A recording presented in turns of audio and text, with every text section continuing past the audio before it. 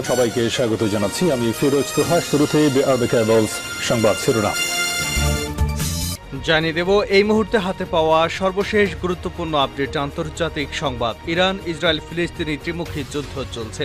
শুরুতেই থাকছে এবার নেতানিয়াহুকে যুদ্ধ অপরাধী বললেন মার্কিন সিনেটর। মার্কিন কংগ্রেসের যৌথ অধিবেশনে ভাষণ দিয়েছেন ইসরায়েলের প্রধানমন্ত্রী বেঞ্জামিন নেতানিয়াহু। তার এই ভাষণের পর মার্কিন সিনেটর বার্নি স্যান্ডার্স নেতানিয়াহুকে যুদ্ধ অপরাধী ও মিথ্যাবাদী বলে মন্তব্য করেছেন। এবারে জানাবো ইসরায়েলের প্রাণকেন্দ্রে ধারণ করা তৃতীয় ভিডিও প্রকাশ করল হিজবুল্লাহ। এই ভিডিওতে রয়েছে ইসরায়েলের একেবারে প্রাণকেন্দ্রের অবস্থিত আকর্ষণীয় অসংখ্য চিত্র। আর এতে মাথা খারাপ হয়ে গেছে ইসরায়েলের প্রধানমন্ত্রী বেঞ্জামিন নেতানিয়াহুর। এই ভিডিওর মাধ্যমে ইসরায়েলের পুরো রামাদ ডেভিড বিমান ঘাঁটির বিস্তারিত ফুটেজ দেখানো হয়েছে। ইসরায়েলের জটিল প্রতিরক্ষা ব্যবস্থাকে ফাঁকি দিয়ে হিজবুল্লাহর হুপো ড্রোন এসব ভিডিও ধারণ করে তাক লাগিয়ে দিয়েছে। জানাবো সাংবাদিকদের ধরে নিয়ে যাচ্ছে ইহুদিবাদী ইসরায়েলি বাহিনী। গাজা যুদ্ধে চলমান অস্থিরতার মধ্যে কোনো নিয়মের তোয়াক্কা না করেই সাংবাদিকদের ধরে নিয়ে যাচ্ছে ইসরায়েলি বাহিনী। এরপর মাসের পর মাস কারাগারে আটকে রেখে নির্যাতন চালাচ্ছে, এমন তথ্য দিয়েছে ইসরায়েলের কাজ করা একটি এনজিও, খবর আনাদোলু এজেন্সির। এবারে থাকছে গাজার ভবিষ্যৎ নির্ধারণের জন্য ফিলিস্তিনিরা ঐক্যবদ্ধ। ফিলিস্তিনের ইসলামী প্রতিরোধ আন্দোলন হামাসের শীর্ষ পর্যায়ের নেতা আহমেদ আব্দুল হাদি বলেছেন, অবরুদ্ধ গাজার ভবিষ্যৎ নির্ধারণের বিষয়ে ফিলিস্তিনি জাতি ঐক্যবদ্ধ রয়েছে। চীনের মধ্যস্থতায় ফিলিস্তিনি সংগঠনগুলোর মধ্যে একটি সংহতি চুক্তি মূল্যায়ন করার সময় তিনি এসব কথা বলেন। এবং সর্বশেষ জানাবো এবার মুম্বাইয়ে রেড অ্যালার্ট জারি। ভারতের মুম্বাইয়ে রেড অ্যালার্ট জারি করেছে দেশটির আবহাওয়া বিভাগ। এরপরই বিশেষ বার্তায় জরুরি প্রয়োজন ছাড়া সবাইকে ঘরে থাকার আহ্বান জানানো হয়েছে। ভারী বৃষ্টির পূর্বাভাসে ক্ষয়ক্ষতি এড়াতে এ ধরনের পদক্ষেপ নেওয়া হয়েছে বলে জানিয়েছে এনডিটিভি। এতক্ষণ শিরোনাম শুনছিলেন, এবার বিস্তারিত। প্রিয় দর্শক, আপনি যদি এই চ্যানেলে নতুন হয়ে থাকেন, ভিডিওটি দেখতে দেখতে চ্যানেলটি সাবস্ক্রাইব করে আমাদের সঙ্গে থাকুন। আর এই ভিডিও সম্পর্কে আপনি আপনার মূল্যবান মতামতটি কমেন্ট বক্সে জানিয়ে দিন। আর হ্যাঁ প্রিয় দর্শক, জানিয়ে দিন ভিডিওটি কোথা থেকে দেখছেন। নেতানিয়াহুকে যুদ্ধ অপরাধী বলেন মার্কিন সিনেটর। মার্কিন কংগ্রেসের যৌথ অধিবেশনে ভাষণ দিয়েছেন ইসরায়েলের প্রধানমন্ত্রী বেঞ্জামিন নেতানিয়াহু। তার এই ভাষণের পর মার্কিন সিনেটর বার্নি স্যান্ডার্স নেতানিয়াহুকে যুদ্ধ অপরাধী ও মিথ্যাবাদী বলে মন্তব্য করেছেন। বৃহস্পতিবার কাতার ভিত্তিক সংবাদ মাধ্যম আল জাজিরার এক প্রতিবেদনে এ তথ্য জানানো হয়েছে। সামাজিক যোগাযোগ মাধ্যম এক্সে এক পোস্টে সিনেটর স্যান্ডার্স বলেন, নেতানিয়াহুর কারণে হাজার হাজার ফিলিস্তিনি শিশু অনাহারের মুখোমুখি হচ্ছে। ফিলিস্তিনের সহায়তা বন্ধ অব্যাহত রেখেছে তার চরমপন্থী সরকার। নেতানিয়াহু একজন যুদ্ধাপরাধী, মিথ্যাবাদী শাসক বলেও সমালোচনা করেছেন তিনি। জানা গেছে, মার্কিন কংগ্রেসের যৌথ অধিবেশনে নেতানিয়াহু গাজা যুদ্ধের লক্ষ্য এবং সমৃদ্ধি, নিরাপত্তা ও শান্তি নিয়ে উপত্যকার ভবিষ্যৎ নিয়ে কথা বলেন। তবে তার এই বক্তৃতা স্যান্ডার্স সহ অন্যান্য ডেমোক্রেটিক সিনেটররা বর্জন করেছেন। এমনকি তারা নেতানিয়াহুর কংগ্রেসে আসারও বিরোধিতা করেন। ইসরায়েলের প্রাণকেন্দ্রে ধারণ করা তৃতীয় ভিডিও ফুটেজ প্রকাশ করল হিজবুল্লাহ।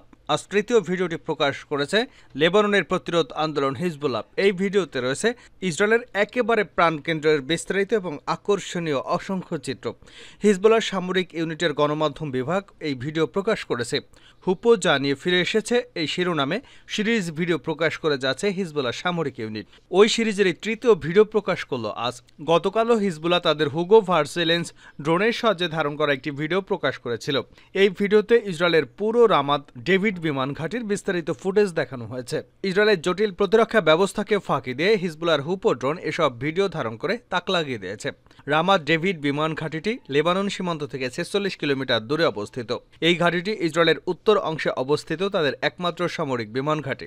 ভিডিওতে বিমান ঘাঁটির যুদ্ধ বিমান এবং হেলিকপ্টার, গানশিপের পাশাপাশি এর কমান্ডো বিল্ডিং এবং কর্মকর্তাদের দেখানো হয়েছে। ফুটেজে আরও দেখানো হয়েছে গোলাবারুদের গুদাম সহ ইসরায়েলের মহাগর্বের আয়রন ডোম মিসাইল সিস্টেমের প্ল্যাটফর্মও। সাংবাদিকদের ধরে নিয়ে যাচ্ছে ইসরায়েলি বাহিনী। গাজা যুদ্ধের চলমান অস্থিরতার মধ্যে কোনো নিয়মের তোয়াক্কা না করে সাংবাদিকদের ধরে নিয়ে যাচ্ছে ইসরায়েলি বাহিনী। এরপর মাসের পর মাস কারাগারে আটকে রেখে নির্যাতন চালাচ্ছে, এমনই তথ্য দিয়েছে ইসরায়েলে কাজ করা একটি এনজিও, খবর আনাদোলু এজেন্সির। বৃহস্পতিবার ফিলিস্তিনি প্রিজনার সোসাইটি এক বিবৃতিতে বলেছে, গত বছরের 7 অক্টোবর গাজা উপত্যকায় সংঘাত শুরু হওয়ার পর থেকে ইসরায়েলি সেনাবাহিনী অন্তত 91 জন সাংবাদিককে আটক করেছে। এদের মধ্যে এখনও 6 নারী এবং সাংবাদিক সহ 53 জন ইসরায়েলি কারাগারে আটক রয়েছেন। আটক সাংবাদিকদের মধ্যে গাজার বাসিন্দা সাংবাদিক 16 জন এবং অন্যান্য 17 জন কোনো অভিযোগ ছাড়াই আটকের তথ্য পেয়েছে এনজিওটি।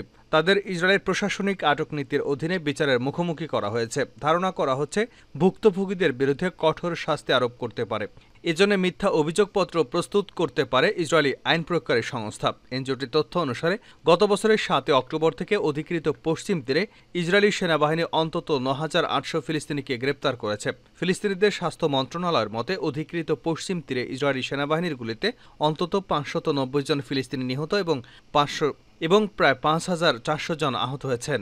এদিকে ইসরায়েলের হামলায় গাজা উপত্যকায় এখন পর্যন্ত প্রায় 39,200 জন নিহত হয়েছেন। আহত হয়ে হাজারো মানুষ কাতরাচ্ছেন। তাদের অনেকের ভাগ্যে ন্যূনতম চিকিৎসা সেবাও জুটছে না। হামলা হচ্ছে হাসপাতাল এবং আন্তর্জাতিক সংস্থার চিকিৎসা ক্যাম্পেও।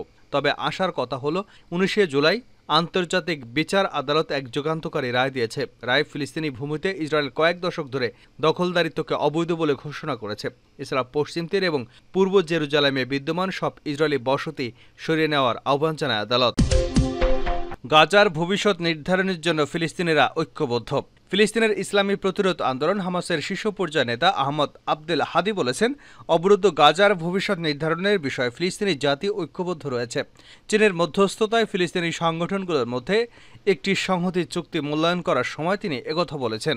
লেবাননের হামাসের প্রতিনিধি আহমদ আবদেল হাদি বলেন, ফিলিস্তিনি সংগঠনগুলোর মধ্যকার মত পার্থক্য দূরে সরিয়ে রাখার সিদ্ধান্তটি ফিলিস্তিনি জাতির ঐক্যের বার্তা বহন করে। এই ঐক্য 7 অক্টোবর পরিচালিত আল-আকসা অপারেশনের ফলাফলে তিনি উল্লেখ করেছেন। লেবাননের আল মাদিন টেলিভিশন চ্যানেল আহমেদ আবদেল হাদি বলেন, বেজিং থেকে যে বিবৃতি প্রকাশ করা হয়েছে তাও আল-আকসা অভিযানের ফলাফল। গাজা উপত্যকায় আন্তর্জাতিক বাহিনী মোতায়েনের বিষয়ে হামাসের এই নেতা জোর দিয়ে বলেন, এ ধরনের যে কোনো পদক্ষেপকে গাজা দখল এবং আন্তর্জাতিক বাহিনীকে দখলদার বাহিনী হিসেবে বিবেচনা করা হবে। তিনি আরও বলেন, বেইজিং ঘোষণার মাধ্যমে ফিলিস্তিনি নেতাদের উপর অনেক বড় দায়িত্ব পড়তেছে এবং তা হচ্ছে আল-আকসা অভিযানের সুবিধা নিতে হবে এবং ইসরায়েলি গণহত্যার বিরুদ্ধে লড়াই করতে হবে।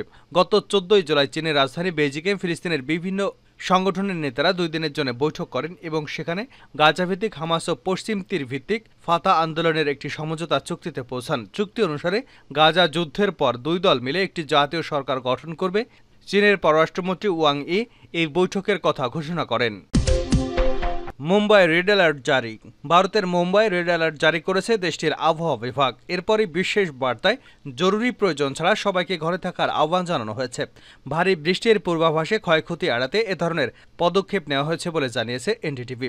শুক্রবারের প্রতিবেদনে বলা হয়, আবহাওয়ার অফিস উপকূলীয় শহরে ভারী বৃষ্টির পূর্বাভাস দেওয়ার পরে পুলিশ মুম্বাইয়ের বাসিন্দাদের আজ সকাল 8:30 পর্যন্ত বাড়িতে থাকতে বলেছে। এছাড়া মুম্বাইয়ের সর্বোচ্চ সতর্কতা রেড অ্যালার্ট জারি আছে। এক্স পোস্টে করা এক বার্তায় পুলিশ বলছে, আইএমডি আজ সকাল 8:30 পর্যন্ত মুম্বাই রেড অ্যালার্ট ঘোষণা করেছে। মুম্বাইবাসীকে অত্যাবশ্যক না হওয়া পর্যন্ত বাড়ির ভেতরে থাকার জন্য অনুরোধ করা হয়েছে। অনুগ্রহ করে নিরাপদে থাকুন। জরুরি পরিস্থিতিতে 100 অথবা 112-তে কল করুন। এক তথ্য বলছে, গত 24 ঘন্টায় মুম্বাই শহরে 44 মিলিমিটার, পূর্ব শহরতলিতে 90 মিলিমিটার এবং পশ্চিমাংশে 89 মিলিমিটার বৃষ্টিপাত রেকর্ড করা হয়েছে। এদিকে ভারী বৃষ্টির কারণে এখন পর্যন্ত 11টি ফ্লাইট বাতিল করা হয়েছে। এছাড়া 10টি ফ্লাইট মুম্বাই থেকে সরিয়ে কাছাকাছি বিমানবন্দরে নেওয়া হয়েছে। বলা হয়েছে, হঠাৎ প্রবল বৃষ্টির কারণে আকস্মিক বন্যা ভয়াবহ রূপ নিতে পারে, তাই সবাইকে সতর্ক অবস্থানে থাকতে অনুরোধ করা হচ্ছে।